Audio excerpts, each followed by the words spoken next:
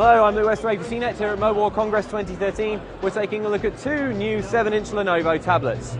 So, first up is this chap. This is the Lenovo A1000. It is a very basic tablet. It's got this 7-inch screen.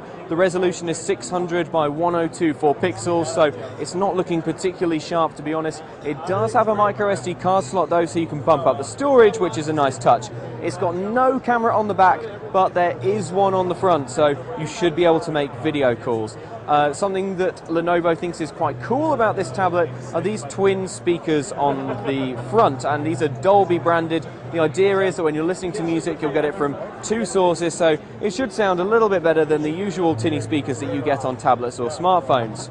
It's running Android version 4.1, which isn't the latest version, but it's quite recent. It's got a dual-core 1.2 gigahertz processor, and Lenovo reckons that it's going to be cheaper than the Nexus 7.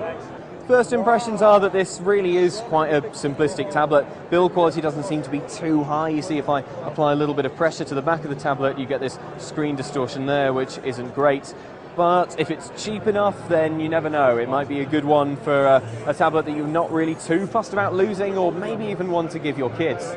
Alright, next up is this slightly more luxurious 7-inch tablet. This is the A3000. So the resolution of this display is the same, but it's a different screen technology. This is an IPS panel, and that means that it looks a lot better than the one on the A1000. Colors are crisper, everything just looks a little bit more refined.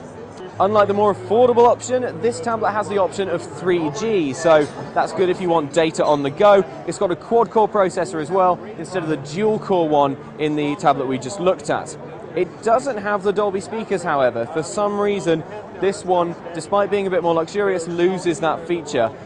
It is going to be more expensive. We don't know how much. There's no pricing details exactly yet, but do expect to pay a little bit more for the slightly more pricey components.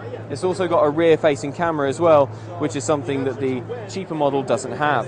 It's running Android version 4.2, which is, at the time of speaking, a very recent version of Google's mobile operating system. So both these tablets are going to be coming out later this year. As I mentioned, there's no word on pricing yet, unfortunately, but when we do get word on pricing, we'll get a clearer idea of whether or not they have the clout to take on devices like the Nexus 7 or Samsung's recently announced Galaxy Note 8.0. I'm Luke Westray for CNET, and these are some Lenovo 7-inch tablets.